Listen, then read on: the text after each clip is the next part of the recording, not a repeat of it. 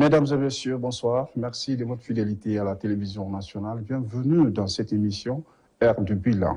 Une émission qui vous permet de comprendre les projets et programmes de chaque département ministériel. Pour ce numéro, nous recevons pour vous le ministre des Infrastructures et des Travaux publics, M. Laïsikou Kamara. Avec lui, vous allez comprendre le bilan du département, des projets en cours, mais aussi les perspectives à court, moyen et long terme. Pour animer cette émission, je ne suis pas seul. Je suis avec Yaya Lodekavi Média. Yaya, bonsoir. Bonsoir Junior, bonsoir à tous. Monsieur le ministre, bonsoir. Merci d'avoir accepté notre invitation. Bonsoir.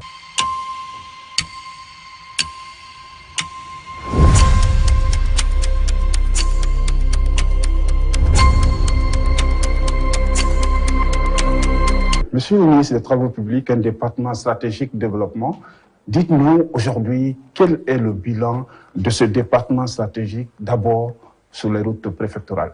Je voulais d'abord dire merci aux travailleurs du ministère des Travaux publics, car moi je viens d'un autre monde, c'est-à-dire d'un autre département. C'est la première fois que j'essaie de travailler directement avec ce ministère qui m'ont bien reçu. Et je voulais d'abord remercier comment on appelle, mes collègues de travail. Parce que tout ce que nous faisons dans ce département ou dans la vie, c'est une équipe, c'est l'esprit d'équipe que nous avons réussi aujourd'hui à booster pour avoir une équipe très soudée pour pouvoir servir notre État, c'est-à-dire notre pays. Donc ça c'est le passage. Vous savez, aujourd'hui les routes en Guinée, comme on le sait, il y a beaucoup de routes qui sont défoncées, il y a beaucoup de routes qui sont en construction, il y a beaucoup de routes qui sont en étude au niveau de l'administration et le contrôle des grands projets. Et nous connaissons la plainte de nos populations. Nous avons ce département qui a des directions, c'est-à-dire la direction des routes préfectorales, on a la direction des routes nationales, on a la direction des infrastructures, et on a ensuite des services rattachés, par exemple, on a l'AGEROUTE qui existe, on a le FER, comme vous connaissez bien le fonds d'entretien routier, on a le CASER aussi, on a, comme on appelle l'ONR, et on a le laboratoire national que nous gérons. Donc tout ceci est un ensemble qui essaye de donner un travail satisfaisant pour le pays. Ils sont mis ensemble pour qu'on puisse satisfaire notre pays.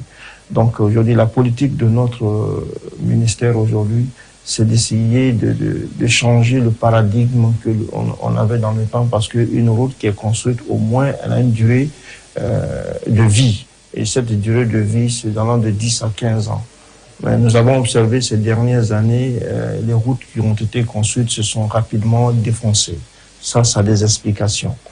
Donc, mais la politique que nous menons actuellement, nous avons essayé de tourner un peu vers le monde de paysans, c'est-à-dire nos routes préfectorales. C'est-à-dire ça, c'est qui assure la liaison entre les zones de production et les zones de consommation.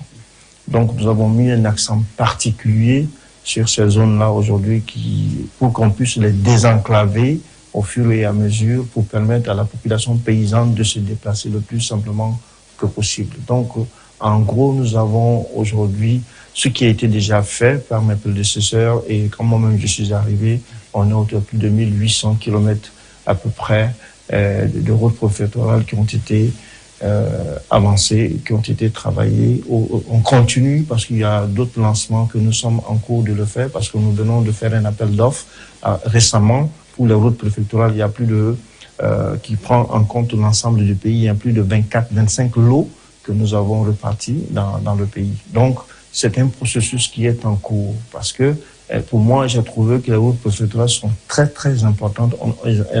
Elles ont plus d'impact sur la population paysanne que nous-mêmes qui sont là dans les villes, parce que c'est elles qui permettent aux populations d'acheminer leur production agricole ou leur business vers la capitale. Et nous-mêmes, quand on va dans les préfectures, la demande expresse que nous recevons des villages, c'est quoi? Ce sont les routes. Donc, pratiquement, il faut mettre un accent particulier sur les routes. Même, j'ai discuté récemment avec les bailleurs de fonds. C'est vrai, vous financez les routes nationales, mais aussi, il faut regarder un peu du côté des routes préfectorales qui est du monde paysan.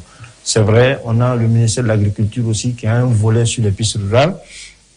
nous sommes en discussion avec ce ministère pour pouvoir nous accorder sur comment essayer d'améliorer un peu ces routes-là, parce que eux, les dimensionnements qu'ils ont à leur niveau et ce que le ministère des Travaux publics on a à notre niveau, il faut qu'on essaye de coordonner pour qu'on ait une route préfectorale dans les normes. Et ça a été l'une des réformes que nous avons amenées récemment par rapport au dimensionnement de ces routes-là. Vous savez, on a des routes aujourd'hui, des pistes qui sont des routes de 6 mètres, des ponts. Juste un véhicule qui peut passer, et s'il y a un autre véhicule.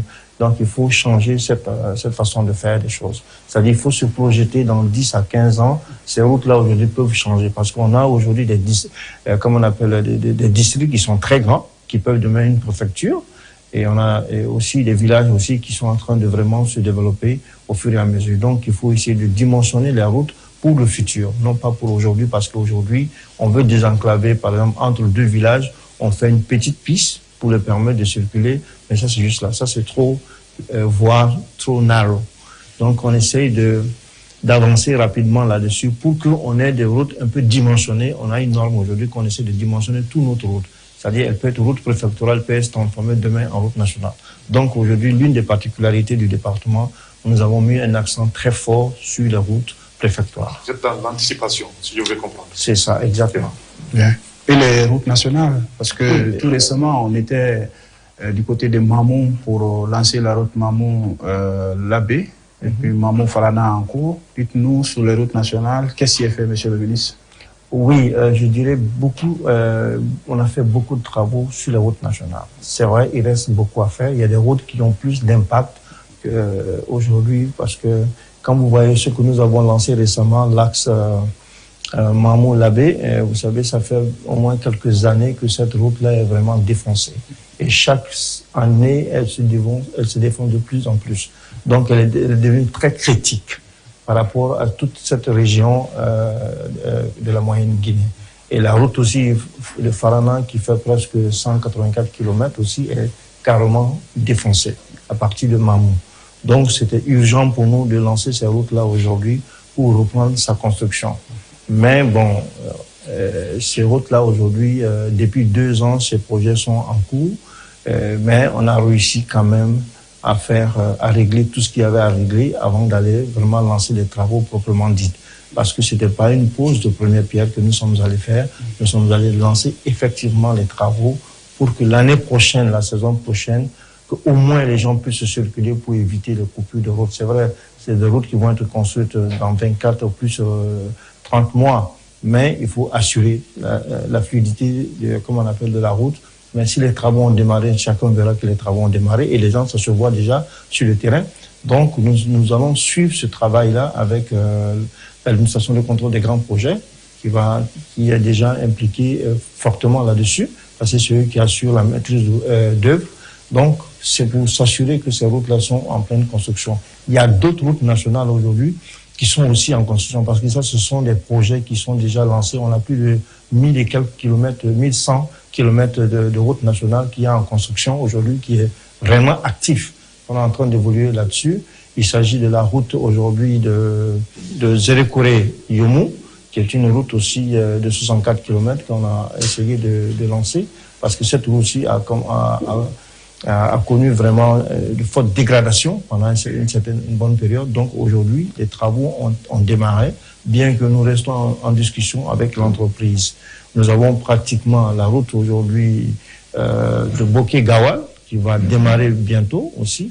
Donc, vous dire que aujourd'hui, le gouvernement a lancé pratiquement dans tout le pays des routes nationales pour réellement désenclaver l'ensemble du pays.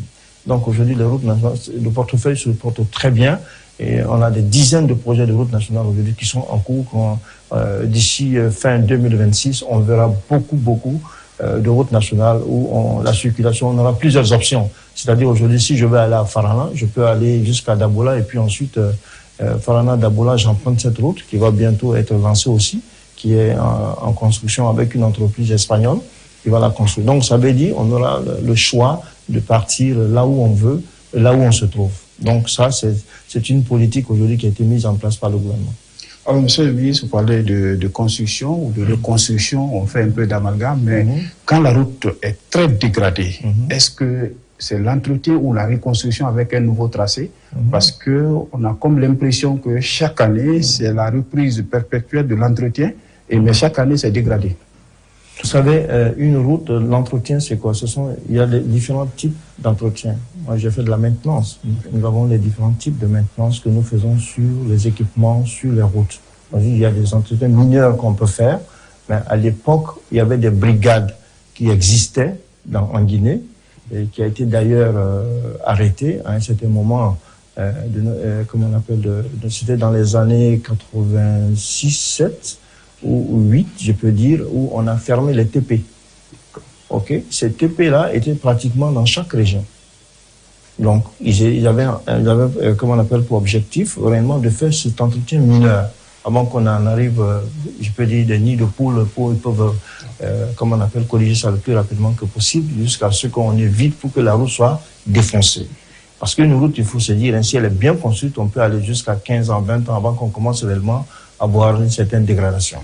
Donc, ces équipes-là existaient. Donc, ils assuraient la maintenance quotidienne de routes, faisaient des visites, dont le rôle de l'ONR que nous avons, l'Office national des routes. C'est-à-dire, c'est pour visiter nos routes, pour voir l'état de dégradation de nos routes et informer, comment on appelle, celui qui a le droit de faire l'entretien, c'est-à-dire l'AGEROUTE. Aujourd'hui aussi est informé par l'ONR pour lui dire, écoute, sur cette tronçon-là, nous avons commencé à constater des dégradations. Maintenant, s'il n'y a pas un plan de maintenance qui existe aujourd'hui, qu'est-ce qui va y arriver? On va s'asseoir pour attendre que la route soit complètement défoncée et ensuite venir maintenant faire un projet pour la reconstruire. C'est ce qui se passe. Vous connaissez la route de Bokeh.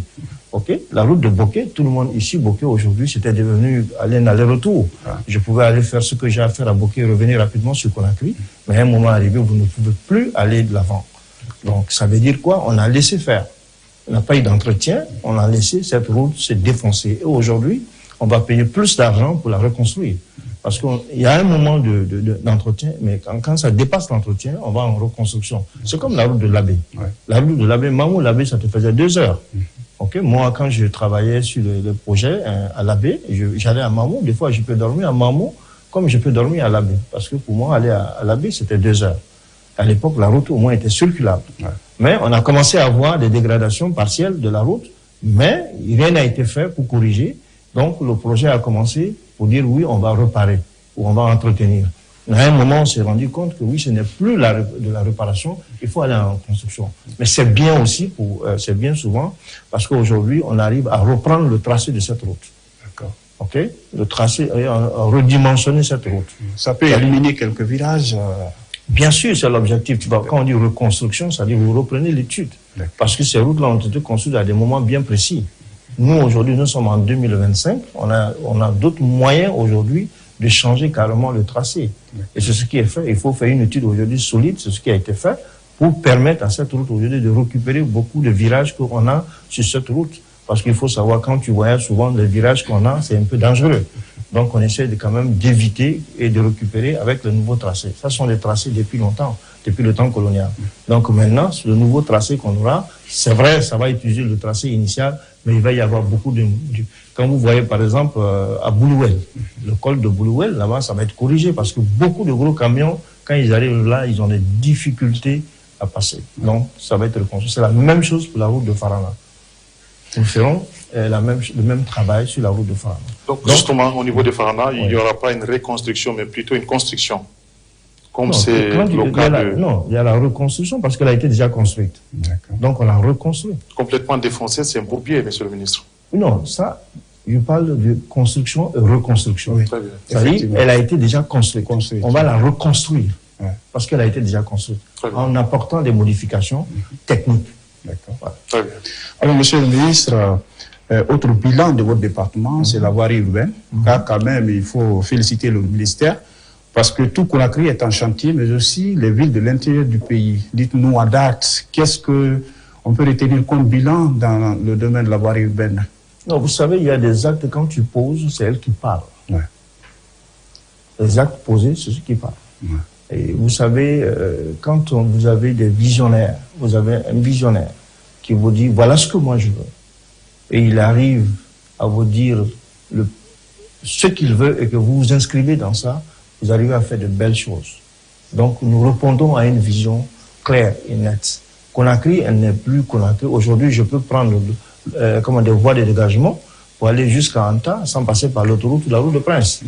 Ok? Et donc, ça veut dire les efforts qu'on a mis dans ce travail-là, c'est ce qui a permis de faire ça. Les voiries aujourd'hui, quand je prends la ville de Kerouani, d'où moi je viens, cette ville n'a jamais connu de goudron. C'est maintenant qu'elle connaît le goudron. Hein? Il y a plusieurs villes qui sont dans cet état-là. Comme Tougué, Koubia, ainsi de suite. Et aujourd'hui, Mali, moi j'ai travaillé à Mali à l'époque. Quand tu arrives à Mali à l'époque, c'était extrêmement... Tu avais l'impression qu'ils étaient oubliés pour compte. Ouais. Mais aujourd'hui, quand tu vas à Mali, non seulement on est en train de faire la voirie de Mali, mais on est en train de faire l'abbé Mali. Ouais, elle va être bitumée bientôt. Donc ça veut dire quoi? Un ressortissant de Mali aujourd'hui peut aller chez lui en vacances pour venir. Sinon, à un moment, quand tu étais à l'abbé pour aller à Mali, tu fais 6 heures de route. Évidemment. Oui, pour 110 km. Ça te faisait 6 heures de route. Mais aujourd'hui, allez-y. Voir les travaux ne sont même pas encore terminés. Mais aujourd'hui, tu arrives à Mali en moins de 2 heures. Parce qu'il y a quelque chose qui est en train de se faire. Non seulement on fait la route de Mali, mais on fait aussi la voirie de Mali. Ça veut dire, Mali aujourd'hui va être une ville très attractive parce qu'elle a la frontière déjà avec le Sénégal. Donc elle va bénéficier de ça. Non seulement elle a le courant 24 heures sur 24, et toutes les autres préfectures n'ont pas ça, elle a cet avantage-là, et ensuite elle aura sa voirie, elle aura sa route. Donc ça veut dire que je peux faire un business à Mali aujourd'hui qui permet d'aller rapidement au Sénégal, à Kédougou, pour revenir rapidement. Donc, ça va être des voiries de Conakry, par exemple, 214 km dans le Grand Conakry, un projet qui est inscrit même dans les priorités présidentielles. Aujourd'hui, comment se porte ce projet sur Conakry? Ce projet se porte à merveille, parce que vous sentez aujourd'hui dans tous les quartiers de Conakry, nous sommes en train de travailler pour exécuter ces 200. Ces 214 d'ailleurs sont aujourd'hui, on a tendance à faire même plus, parce que il y a beaucoup de zones aujourd'hui qu'on a identifiées ou qui n'avaient pas été prévues, qu'on a essayé quand même de faire quelques kilomètres au niveau de ces zones-là pour désenclaver, pour que tout Conakry sente, oui, il y a un travail qui se fait. Parce que qu'est-ce qui arrive aujourd'hui? On s'était beaucoup rabattu sur une zone. Donc, il faut donner la chance aussi à d'autres quartiers de Conakry pour qu'eux aussi, on les désenclave pour qu'ils soient comme les autres. Aujourd'hui, quand vous voyez la zone de Kipé, il y a plus de routes bitumées à Kipé que partout ailleurs. Et dans les zones de, comment on appelle, après Kipé, quel est le quartier? Kaporo. Les zones de Kaporo, ce sont des zones qui sont très désenclavées aujourd'hui. Mais quand vous allez à Kountia, dans la zone de Kountia, vous voyez que oui, il y a quand même, on est tous de la capitale. Mais quand tu vois dans la zone de Kountia, aujourd'hui, il y a beaucoup de quartiers qui sont inaccessibles. Donc, il faut changer ce côté-là.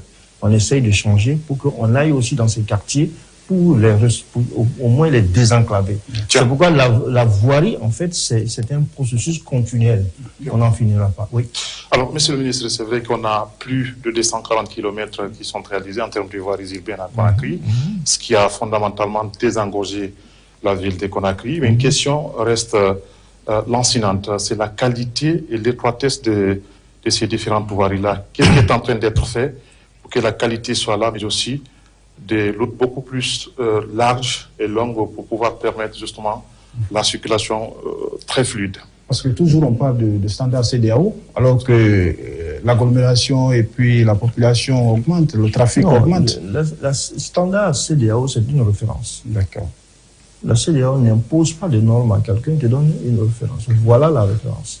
À toi maintenant de voir ce que tu peux faire de cette référence-là. Maintenant, l'étroitesse des rues de Conakry. Vous savez, il y a un architecte qui disait que Conakry est une ville spontanée. D'accord. OK? Une ville spontanée, c'est-à-dire une ville qui s'est construite. Il n'y a pas de plan d'urbanisation en amont. Il n'y a pas de plan. Ouais. Quand vous voyez le quartier de Wanidara, par exemple, Wanidara n'est pas l'outil. Les gens ont construit comme ils voulaient. Et ça, c'est arrivé à beaucoup de quartiers aujourd'hui. Il y a des gens même qui ont construit, même le lotissement qui a été fait tous azimuts, des gens ont construit sur des voies, sur des routes aujourd'hui. Donc, tu prends une route, tu vois un bâtiment en face. Tu es obligé de t'arrêter là. Et derrière lui, il y a la route continue. Donc, on a tout ça qu'on appelle. Maintenant, les projets routiers qui est là, ça demande de l'énamisation. Si tu veux agrandir. Et aujourd'hui, on le fait avec l'habitat. Parce que nous, en tant que TP, on n'a pas le droit d'aller casser les bâtiments de quelqu'un. Nous, on constate, on informe le ministère de l'Habitat qui a pour charge de voir est-ce que ce bâtiment est dans les limites. Parce que il y a le ministre Bana Sidibé qui disait à l'époque que le Guinéen est hostile à l'espace. Tu comprends? Quand tu fais un lotissement, tu dis ici c'est pour une école, ici c'est pour un terrain de football, ici c'est pour un hôpital. Tu verras demain matin quelqu'un venir construire sur le terrain de football. Tu verras demain quelqu'un, l'école qui était prévue pour le quartier, quelqu'un est venu construire là-bas. On a vendu ce terrain, on a reconstruit là-bas. Donc ça veut dire même les aires de jeu pour nos enfants. Et après on se retrouve dans un environnement où on ne sait même pas comment nos enfants vont aller à l'école.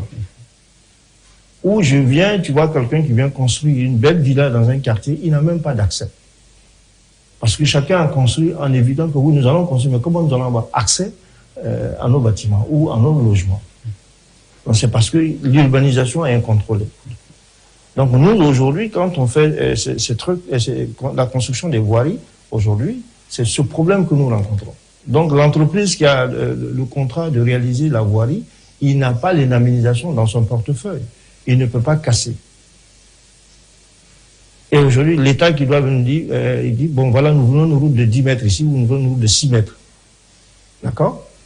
Là, qu'on nous donne ça et qu'on nous dit, oui, vous pouvez aller. Maintenant, on trouve que les gens sont venus carrément dans la route. Qu'est-ce qu'on fait?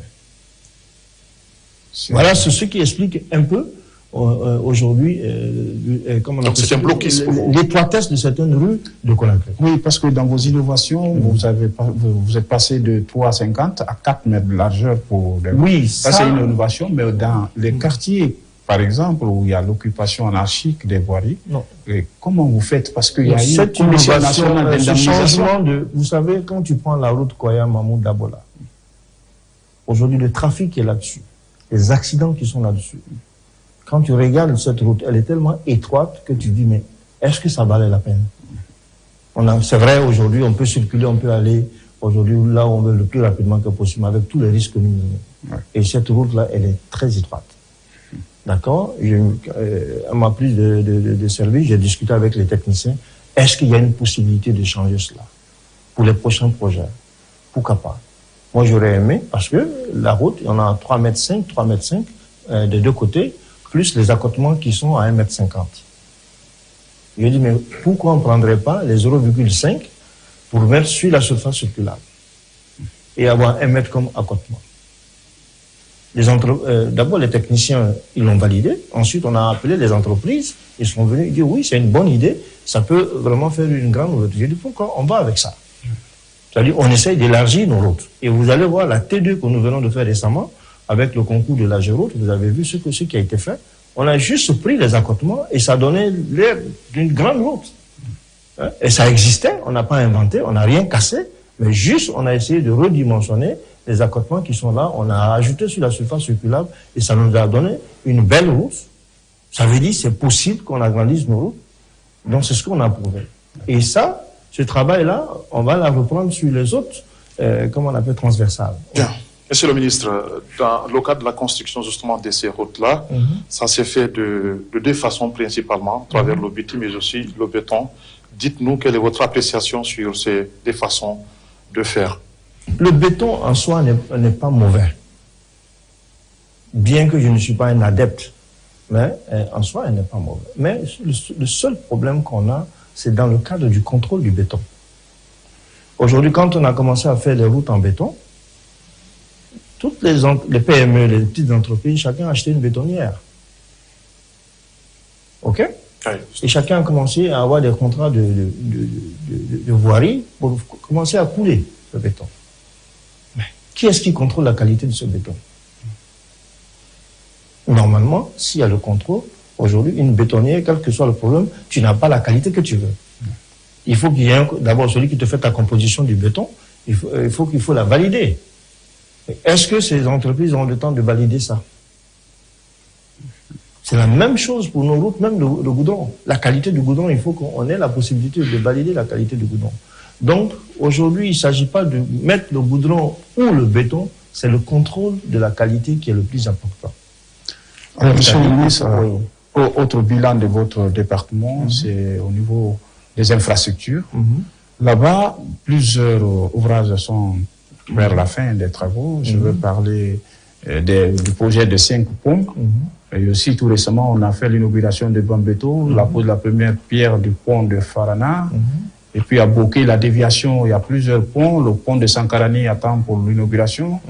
Alors, dites-nous comment se portent les infrastructures. Oui, comme vous avez dit, les infrastructures se portent à merveille aujourd'hui au TP, aux travaux publics. Et parce qu'aujourd'hui, avec tout ce que nous sommes en train de faire, tout ça, c'est pour, par exemple, les 5 ponts de Conakry. Aujourd'hui, on a quand même, il y a une ouverture provisoire du pont de Kansoya. Et vous avez vu son impact sur la population de Kansoya. Donc, c'est la même chose. Les autres ponts, bientôt, on va les ouvrir à la circulation. Mais sauf que, j'ai demandé à l'AGEROUTE de nous mettre des portiques là-dessus. Vous connaissez les gros camions de Conakry, on n'a pas de contrôle. C'est des enfants de 15 à 18 ans, des fois 14 ans, qui conduisent ces gros camions. Donc, j'ai demandé qu'on mette des portiques pour empêcher que, comme on appelle ces ponts-là, soient utilisés par les gros camions. Parce que non seulement on ne contrôle pas le poids, et ceux qui conduisent aussi, les pannes techniques peuvent survenir à n'importe quel moment et n'importe où. Donc, on mettra des portiques à ces ponts-là. Seulement, c'est des voies de dégagement. C'est ce qu'il faut les gens vous comprendre. Parce qu'aujourd'hui, quand tu rentres dans les quartiers, c'est les camions que tu retrouves dans les quartiers. Et c'est pas fait pour ces camions-là. C'est pas fait pour ces camions. Donc, c'est pour cela, ces ponts-là, avec l'AGEROUTE, ils vont mettre des portiques pour que seulement ça soit utilisé par des voitures et non pas par les gros camions. Déjà, ils ont défoncé l'autoroute, comme le Castro. Ils ont défoncé la route de Prince. Les voies de dégagement qu'on est en train de construire aujourd'hui, ils ont commencé à envahir ces voies de dégagement par les gros camions. Et à la fin, qu'est-ce qu'on a? Des routes encore vont être défoncées. Et ça coûte énormément de sous à l'État pour que des gens qui viennent détruire ces routes-là, ils s'en foutent, ils rentrent dans les quartiers n'importe où aujourd'hui. Ils veulent aller vite et à vive allure quand ils vont aujourd'hui dans les quartiers. Ils oublient qu'il y a la population, il y a des enfants qui jouent dans les quartiers, mais quand ils sont dans les quartiers, mais quand tu les vois partir, tu as l'impression qu'ils sont sur une route nationale, alors que ce sont des voies de dégagement. C'est pourquoi c'est des différents ponts qui sont faits pour fluidifier la circulation, mis à la disposition de la population bientôt, mais pour le moment, nous sommes en train de prendre des dispositions pour que ces ponts-là ne soient pas utilisés par des gros camions qui ont des poids incontrôlés. Alors, justement, en parlant de ces, si vous me permettez, Junior, en parlant justement de ces infrastructures-là, une innovation, ou si vous voulez des innovations, puisque nous avons inauguré la station de péage et pesage du côté de Tanene, il y a d'autres aussi qui sont annoncées. Quelle plus-value sur le réseau routier et quel impact justement sur le fonds d'entretien routier? Voilà, vous savez, à notre arrivée au département, le fonds d'entretien était en train de perdre son sens. Parce que c'est un instrument, on dit fonds d'entretien routier. C'est-à-dire, tout ce qui arrive là, tous les montants qui reçoivent des taxes sur le carburant sont faits pour financer l'entretien routier. Mais si vous rentrez avec le fonds dans l'investissement, aujourd'hui, si vous faites des investissements, ça veut dire qu'il n'y a plus d'entretien routier. C'est ça. Et tout le monde voit aujourd'hui à Conakry, partout, il y a des travaux d'entretien. OK? Parce qu'on a réorienté, on a remis le fonds dans ses prérogatives. Donc ça nous permet de faire de l'entretien. Maintenant, avec le pont de péage aussi, ça aussi c'est un montant que nous mobilisons pour mettre à la disposition du fonds d'entretien routier pour financer les travaux d'entretien routier et les travaux d'urgence. Et ça permet au moins au budget national quand même de souffler un tout petit peu parce que les travaux routiers, ça coûte énormément. Ça coûte énormément cher. Donc, avec ce pont de péage, ça nous permet d'engager un peu de sous qui nous permet aujourd'hui de soutenir l'entretien routier. Parce que c'est le seul moyen pour nous, pour le moment qui permet vraiment de booster l'entretien routier à Conakry. Même si on n'a pas de nouvelles constructions, mais si nous tenons compte de ces routes déjà qui existent, le linéaire qui existe et qu'on l'entretient durablement, on verra qu'on pourra circuler librement à Conakry. Parce que l'un des facteurs des embouteillages aujourd'hui, c'est dans certains carrefours, c'est l'état de la route qui crée tous ces embouteillages-là. Mais regardez aujourd'hui, pour aller sur l'autoroute jusqu'à 36, vous allez plus vite aujourd'hui. On a bouché pratiquement tous les trous. Hein? Vous arrivez sur l'autoroute avant de dépasser comment on appelle là, le carrefour Anta, c'était un problème. Même simplement à Kinshasa. C'était complètement défoncé. Donc tu perdais plus de temps à éviter les trous qu'à aller. Mais aujourd'hui, grâce à ça, l'AGEROUTE a pu faire ce travail-là pour reprendre tous ces coins défoncés de l'autoroute qui permet au lieu d'aller plus vite et pour, comme on appelle, vers Koya, si tu veux, si tu habites dans les bandes de Koya. Donc c'est l'importance, d'où l'importance de ces péages-là. Mais aujourd'hui, quand tu vois la RN1, quand vous allez aujourd'hui à Mamou, vous allez compter un nombre de camions très... Vous ne saurez même pas quel est le nombre de camions qui utilisent aujourd'hui cette route-là. Et ces camions aujourd'hui sont en train de... Bon, si on reste là, dans 1 an ou 2 ans, si on ne fait rien, ils vont encore défoncer cette route. Et donc, si on n'entretient pas cette route, on va rentrer encore dans la reconstruction de cette route. Ça veut dire qu'il faut encore trouver des gros moyens pour pouvoir reprendre cette route. Donc, c'est pourquoi, aujourd'hui, nous avons décidé, avec le nouveau projet, il va y avoir le péage et le pesage sur la route, la RN1. Et ça va nous permettre d'avoir de la surveillance pour l'entretien de cette route.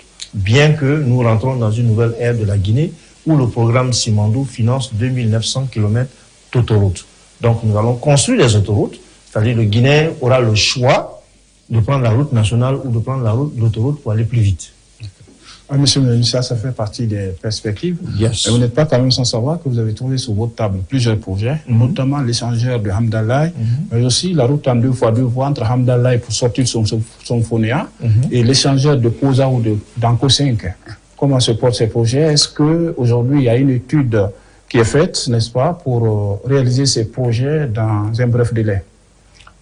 Je peux vous assurer, vous pouvez même constater sur la route de Prince. L'entreprise qui est aujourd'hui en charge de la reconstruction de la route de Prince, c'est une entreprise appelée Porteo, qui aujourd'hui a commencé son déploiement. Donc ils ont commencé quelques petits travaux pour déjà essayer de fluidifier la circulation, comme on l'a fait sur l'autoroute Castro.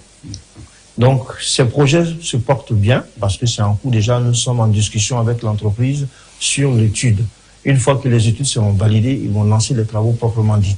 Et en même temps, le carrefour d'Amdalaï est pris en compte par ce projet. Et Amdalaï jusqu'à Kipé, jusqu'à, comment on appelle, Symphonia, est pris en compte dans ce projet.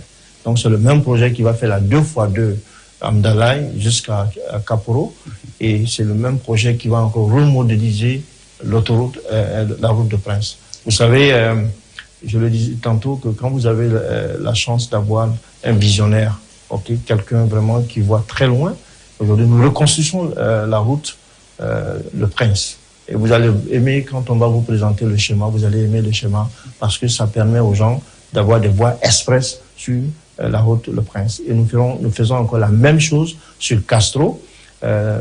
Castro, on va reprendre l'autoroute Castro aussi. Il va être reconstruit complètement avec une nouvelle vision. Nous aurons des voies express aujourd'hui qui vont partir de Kaloum jusqu'à l'aéroport, jusqu'à 36. Ça, ce sont le nouveau changement que nous apportons sur Castro. On ne vient pas juste revertir ce qui est là, mais on l'a reconstruit pour donner une autre dimension à la capitale Conakry. Si tu me permets, allez-y, par rapport aux routes frontalières, je l'ai dit tantôt, quand vous quittez les autres pays, vous roulez normalement, mais une fois sur le territoire guinéen, et puis vous commencez à taper la tête par-ci par-là. Qu'est-ce qui est prévu pour ces routes frontalières? Actuellement, je vous dirais que toutes nos routes frontalières sont en étude, aujourd'hui, à date. Et je l'ai dit, il faut qu'on sente la différence. Vous savez, la Chine, à un moment, s'est fermée et s'est développée. Nous, on fera la même chose par rapport à nos routes. Il faut qu'on sente la différence entre nos routes et les autres. Parce que nous, on a la chance de construire nos routes maintenant. Eux, ils ont conçu leurs routes depuis un certain moment. Mais nous avons la chance aujourd'hui d'utiliser ce qui est fait ailleurs et de l'améliorer plus dans notre pays. Ça veut dire quoi? Quand une route est construite de l'autre côté, quand tu viens en Guinée, tu trouveras une route différente de ce qui a été fait là-bas. Donc, aujourd'hui, toutes les routes qui vont rentrer sur la Guinée avec les pays frontaliers, nous allons créer la différence. Et ça, ce sont les perspectives. Monsieur le ministre, concrètement, à date, est-ce qu'on a commencé une route des frontières? La route des frontières qui est aujourd'hui en construction, c'est Boki-Kegbo Davis. D'accord. Ça, c'est en construction à date. Et ensuite, nous avons la route Yomo, frontière Libéria, qui est aujourd'hui, qui a démarré à date. qui est en cours.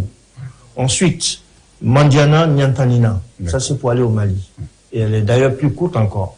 Cette route aujourd'hui est en étude et va bientôt démarrer. Ensuite, Mandiana-Côte d'Ivoire. Ça aussi, ça est en étude parce que le problème qu'on a, si on se précipite, on ne fait pas de bonnes études, on a ce qu'on a. Donc l'exigence aujourd'hui, le minimum avant de démarrer n'importe quel projet, il faut avoir une étude. Une étude est peut-être une étude, même APS, ça peut te permettre d'avoir une idée de ce que tu vas faire. Tu peux démarrer rapidement et continuer à améliorer cette idée jusqu'à l'APD. Donc ça, c'est en cours, déjà. Ensuite, Cancan, Branama, frontière Côte d'Ivoire, est aujourd'hui en cours. Ça veut dire quoi? Ça veut dire que nous sommes en train de relier, comment on appelle, notre pays aux frontières de nos voisins. Et toutes les entrées aujourd'hui sont en projet. Ensuite, Beila, Senko, Côte d'Ivoire. Ça aussi, c'est en cours. Tout ce que nous sommes en train de vous dire, ce ne sont pas des projets, juste des fiches de projet.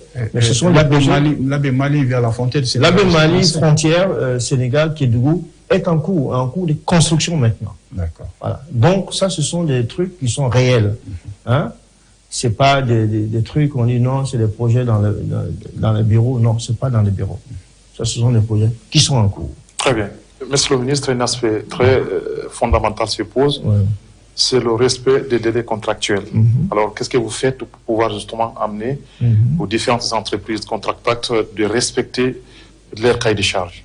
Justement, vous savez, c'est ce que je disais tout à l'heure. Quand tu fais une étude claire sur un projet, tu connais le délai. Cette route, je peux la construire en 24 mois. L'entreprise contractante va te donner un planning des travaux. Et toi, de ton côté, tu t'assures que, oui, ce planning est respecté par l'entreprise. S'il y a des difficultés, vous adressez les difficultés à temps. C'est pour cela qu'il y a des réunions de chantier, il y a des réunions de coordination. Chaque mois, il y aura des réunions de coordination sur le projet, sur tous les aspects du projet, jusqu'à toutes les difficultés et comment lever les difficultés du projet. Maintenant, si la supervision n'est pas là et que l'entreprise continue à travailler, ensuite les paiements ne sont pas là. L'entreprise, à un moment, peut travailler jusqu'à un certain niveau. Mais si les paiements ne sont pas assurés, souvent l'entreprise est obligée de retarder les travaux jusqu'à ce que... Donc c'est ce qui fait qu'on sort du délai. Sinon, si les paiements sont assurés correctement, l'entreprise, si elle ne peut pas, elle reçoit des avertissements jusqu'à l'arrêt du contrat. Les paiements sont assurés par l'État? Non, ça dépend du mode de financement du projet. L'État assure ce qu'elle assure. Aujourd'hui, quand tu prends des voiries que nous avons, les 100% des voiries sont financées par le BND. Expliquez-moi un peu, monsieur le ministre. C'est-à-dire quelle est la question? Les modes de financement dont vous venez. Non, les modes de financement, il y a le financement classique avec les bailleurs de fonds. Par exemple, quand je prends la route de Mali aujourd'hui, elle est financée par les bailleurs de fonds. La BID finance, la BAD en finance aussi, mais une partie. Le financement extérieur. Le financement extérieur. Très bien. Ok, ça c'est le financement classique. Maintenant, si nous rentrons dans des mobilisations financières aussi, avec l'État, le BND aussi finance une partie des routes. Ensuite, nous avons, aujourd'hui, il y a une autre politique qui est en train de se mettre en place pour pouvoir améliorer le financement de nos projets en Guinée. C'est pour cela que ces péages que vous voyez aujourd'hui va beaucoup aider, surtout sur des routes qui ne coûtent pas trop cher pour avancer. Aujourd'hui, il est très facile pour le faire aujourd'hui de mobiliser des fonds grâce au, comment on appelle, au péage de Danéné. Donc, n'importe quelle banque aujourd'hui serait prête à accompagner le fait parce que la banque, c'est quoi? Elle veut s'assurer comment on me rembourse. Déjà, elle a un instrument qui dit qu'il est là, qui peut rembourser. Elle connaît combien cet instrument rapporte offert chaque mois. Donc, pour demander, écoute, je veux aller sur ce projet-là, est-ce que tu m'accompagnes? Oui, je peux t'accompagner parce que il sait que tu as du cash flow qui est là, qui existe. Donc, imaginez-vous qu'on arrive à faire comment on appelle, le péage sur la route, la RN1. Vous voyez le trafic qui est là aujourd'hui. Quel que soit, on pourra un jour financer à 100% nos routes. Et ça, déjà, on en arrive là. Vous voyez la route aujourd'hui qu'on est en train de faire, qui va être une voie express, qui va vraiment désengorger encore qu'on a fait une fois, c'est la route Kagwele-Kouria. Justement. Cette route Kagwele-Kouria aujourd'hui, c'est une autoroute 2x2 qui ne sera pas construite comme les autres. Elle va être très moderne. C'est une voie express. Okay? Elle va permettre aujourd'hui d'aller directement à Kouria sans passer par 36. Avec d'autres transversales. Hein? Oui. avec les transversales. On a la T12, la T13, la T14, jusqu'à la T15. On a au moins 4 transversales qui sont déjà reliées à cette route-là. Et avec des autoponts. Ça veut dire qu'on n'aura pas de carrefour où tu viendras tourner dans un carrefour pour attendre la congestion comme à Doncaon actuellement, à 2 heures. Ça se traverse n'importe comment. On ne fera plus ça sur cette route. Ce sera une voie express. Et elle est en cours, là. Vous savez, le problème, c'est quoi? Nous avons, comme on appelle aujourd'hui, le gouvernement est là aujourd'hui en train de faire beaucoup de choses. Ça veut dire dans 5 ans, vous allez voir Conakry va être encore différente de ce qu'on a aujourd'hui. Ça veut dire les 5 prochaines années aujourd'hui, si toutes ces routes que nous avons démarrées aujourd'hui, bientôt nous sommes en discussion aujourd'hui pour faire une autoroute de Kagbeli encore Tanene jusqu'à Boufa. Aujourd'hui, l'État a pu mobiliser un montant important pour cette route. Nous sommes en discussion avec la BID sur ce projet-là. Aujourd'hui, au moins, l'étude est en cours. Aujourd'hui, on est au niveau APS. Mais nous attendons que nous ayons une étude plus approfondie pour lancer les travaux. Tout ceci sont des instruments qui vont permettre, des projets qui vont permettre encore à Conakry d'être vraiment fréquentable, d'être vraiment ouvert à la circulation. Pour que moi, aujourd'hui, si je vais à Boké, je prends l'autoroute, je vais rapidement sur Boké. Ce que j'ai à faire, je le fais. Ou je vais aller en Guinée-Bissau, je prends cette route, je vais à Boké et je rentre en Guinée-Bissau jusqu'à Dakar. Donc, il y a de bonnes perspectives aujourd'hui qui sont là, qui sont en train de se dérouler. Et ça permet de donner vraiment, de nous permettre, nous, en tant qu'acteurs, d'être confiants à l'avenir. Dites-nous la première question. La première question, posée par Ibrahim Sori Kamara, citoyen président à Conakry. Je souhaite savoir l'état d'avancement du projet de construction de 2 voies Hamdallah Symphonia. Ce projet, je dis tout à l'heure, j'en ai parlé. Hein. Aujourd'hui, Hamdallah Symphonia, on l'a avec l'entreprise Porteo. Nous sommes en discussion avec Porteo, parce qu'il y a la route de Prince. Donc, on a demandé à Porteo d'ajouter cette portion Hamdallah Symphonia, mais déjà, l'échangeur d'Hamdallah est déjà pris en compte. Maintenant, de Hamdallah jusqu'à Kipé, je pense qu'on l'a fait en 2 lots. Il y a l'entreprise qui a fait les 5 ponts là, qui fait le 2e lot sur cette route. Donc, c'est une entreprise espagnole, je crois. C'est elle qui va construire le 2e lot. Le premier lot va être fait jusqu'à Kipé. OK? Kipé Kaporo. Donc, c'est le premier lot. Le 2e lot de Kaporo maintenant à Symphonia. Donc, c'est un projet qui est en cours, parce que déjà, une fois que les études ont démarré, on peut dire que le projet est en cours. C'est pas un projet qui est encore inscrit dans les annales, mais plutôt elle est ressortie, elle est en surface. On est en train de faire les études aujourd'hui pour pouvoir avancer là-dessus. Bien que il y avait des études qui ont été faites dans le temps avec la CGP qui avait fait cette étude, mais nous réactualisons cette étude-là pour pouvoir aller avec l'entreprise Porteo. C'est ce que je peux donner comme réponse. Oui, la deuxième question. La deuxième question posée par Amadou Ba, Timbi Madina. Je voudrais interpeller Monsieur le ministre des Infrastructures concernant Timbi Madina, une localité à fort potentiel agricole qui est très enclavée par manque de routes praticables.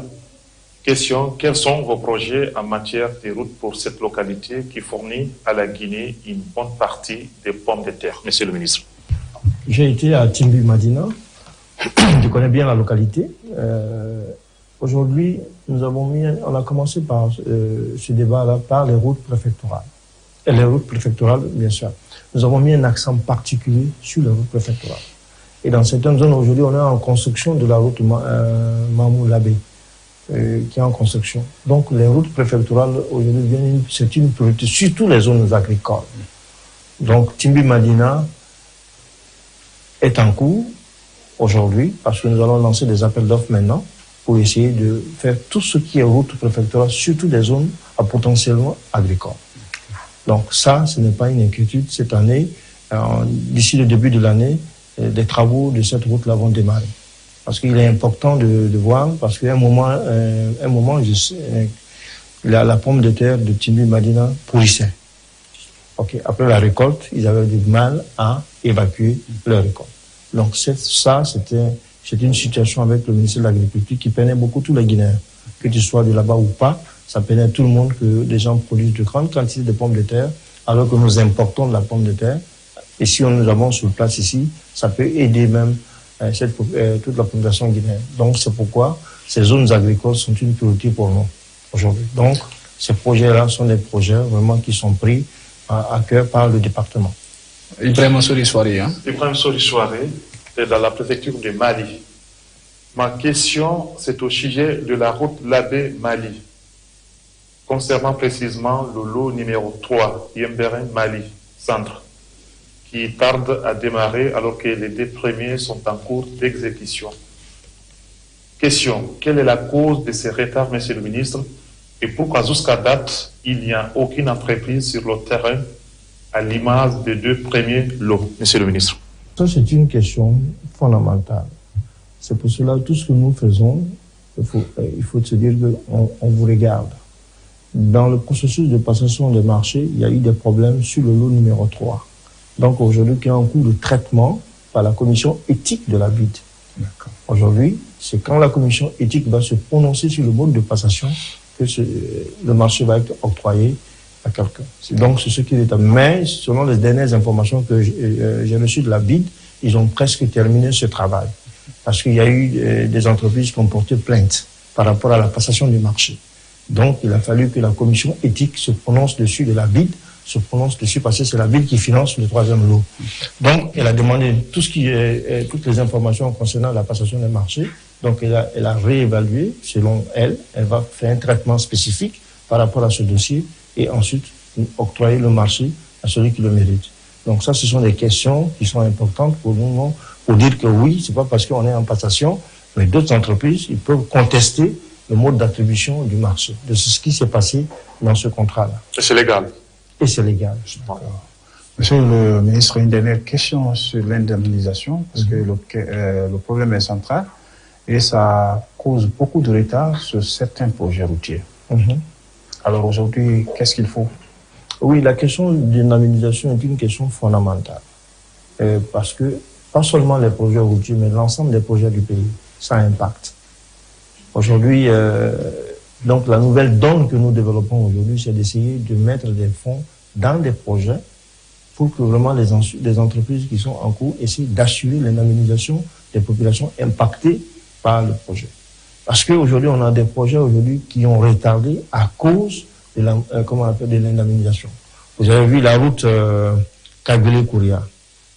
On a eu beaucoup de problèmes pendant l'indemnisation. Les premiers fonds qui ont été mis à disposition, il y a eu des problèmes. Donc il fallait reprendre encore l'évaluation environnementale, l'évaluation des PAP, des personnes affectées par le projet, pour pouvoir payer encore les choses. Quand je suis arrivé au département, ce projet, elle était carrément à l'arrêt. Mais nous avons pu convaincre la population pour dire laissez-nous démarrer ce projet, vous serez payés. Il s'agit seulement d'assurer les populations pour pouvoir démarrer. Mais il y a une autre question, la question des déplacements des réseaux. Surtout les réseaux, actuellement la fibre optique, le réseau électrique. Pendant la construction des réseaux de moyenne tension, on longe la route nationale. Mais s'il n'y a pas de concertation, ils vont construire cette ligne qui est importante, bien sûr, parce que aussi elle vient faire un travail que les gens demandent. Mais pendant la construction de la route, on a besoin de déplacer ce réseau. Qui finance ce déplacement des réseaux? Donc, c'est pour cela aujourd'hui, nous essayons de travailler avec l'ensemble des acteurs pour pouvoir trouver les moyens, non seulement pour financer le déplacement des réseaux et le déplacement de la fibre optique, comme on appelle, les installations de la SEC, parce que tu trouves des conduites, même ce samedi, quand j'étais allé visiter la T12, on a une conduite qui passe carrément au beau milieu de la route. Donc, il faut non seulement essayer de la réparer, parce que c'est des vieux tuyaux qui sont posés depuis des années. Devenu vétuste. Voilà, très vétuste. Ouais. Donc, ça aussi, on a demandé à l'entreprise de prendre ça en charge. De prendre ça en charge, puisque bien qu'elle n'avait pas prévu qu'elle devait prendre ça en charge. Parce que si elle ne prend pas en charge, si on rentre encore dans le montage de dossiers pour demander aux finances de venir nous financer ce déplacement, pour demander à la SEC de venir intervenir, nous risquons encore d'accuser un gros retard. Voilà. Donc, nous essayons de jumeler tout ça, surtout avec cette indemnisation, pour que les populations qui sont affectées par ces projets soient au moins... Parce qu'il y a deux types d'indemnisation. Au niveau de la route, c'est des pertes définitives. Si la route touche ton champ, tu ne peux plus venir là. Ouais. Ça veut dire carrément il faut que tu partes ailleurs. Donc, mais alors qu'il y a d'autres projets où tu as des pertes temporaires. C'est pendant la construction qu'on te demande, écoute, ce projet c'est 2 ans, tu dois quitter ici pour un certain temps et après tu peux revenir. Mais quand il s'agit de la route, une fois que la route est là, tu ne peux plus revenir faire ton agriculture. Voilà, donc c'est un peu différent, cette question. Monsieur le ministre, est-ce que vous avez un dernier mot? Oui, je voulais d'abord demander à la population d'être patiente. Aujourd'hui, nous sommes en train de travailler sur l'ensemble du pays. Aujourd'hui. Donc, chacun aura sa route. Un peu de patience et nous travaillons. Nous prenons en compte la revendication de tout le monde. Je reçois des courriers de certains chefs de village, de certaines communautés. Nous prenons en compte tous ces courriers-là. Ça veut dire que nous allons répondre aux courriers au cas par cas. Parce que la plupart des routes préfectorales sont financées par le budget national de développement. Donc, on ne veut pas mettre trop de pression sur le budget national de financement. Nous sommes en train de discuter pour avoir d'autres sources de financement pour les routes préfectorales aussi, notamment avec la BID, qui est beaucoup intéressée à financer. La dernière fois aussi, la BAD aussi me disait qu'elle était intéressée à intervenir sur ce volet-là. Parce que je leur ai présenté le dossier, dit que c'est important que nous ayons des routes préfectorales. Et ça va nous permettre, si on a suffisamment de budget d'accompagnement, ça va nous permettre de répondre à toutes les demandes. Mais aujourd'hui, je vais vous rassurer que dans tout le pays, nous avons des projets de route nationale en cours, ce qui est important pour la population. Donc, un peu de patience, nous allons arriver. Ensuite, à tous les acteurs qui nous accompagnent actuellement, notamment le ministère des Finances, la Banque centrale, le ministère du Budget, ce sont des acteurs qui nous accompagnent. Il faut qu'on se donne la main pour pouvoir booster notre pays. Nous avons besoin l'un de l'autre. Le ministère du Plan fait assez d'efforts pour nous accompagner. Parce que grâce au ministère du Plan, aujourd'hui, nous arrivons à avoir beaucoup de personnes, beaucoup de bailleurs et beaucoup d'institutions intéressées au financement de nos routes. Donc, il fait beaucoup d'efforts. Donc, je voulais d'abord les remercier leur collaboration. Parce que quand moi j'arrivais au département, nous étions à 8% de taux de décaissement. Et aujourd'hui, nous sommes à plus de 48% du taux de décaissement. Donc, ça, c'est un effort. En quelques mois seulement, nous avons pu démarrer tous les projets qui étaient à l'arrêt. Et on a pu rassurer aussi nos partenaires, c'est-à-dire les entreprises qui travaillent avec le ministère. Donc ça, c'est important. Donc ça veut dire déjà, il y a une dynamique. Donc je remercie tous ces acteurs qui ont répondu à l'appel du département. Parce qu'on a même demandé à des entreprises de démarrer même les travaux avant qu'ils ne reçoivent le paiement de leur avance de démarrage. Et ils ont accepté de le faire. Ça, c'est la confiance qui s'est établie entre nous. Donc ça, je voulais les remercier. Je voulais aussi remercier le chef d'État qui a eu confiance en moi pour me confier ce département. Et j'essaie d'être à la hauteur de cette confiance qui a été placée en moi et faire le maximum de moi-même pour le pays. Je vous remercie. Nous arrivons sur la ligne rouge de cette émission. Il y a déjà une reste à vous dire merci. Merci, Junior. Merci, monsieur le ministre, d'avoir accepté notre invitation. Ouais. Mesdames et messieurs, c'est la fin de ce numéro. Merci de l'avoir suivi. Excellente suite des programmes sur la télévision nationale. Au revoir.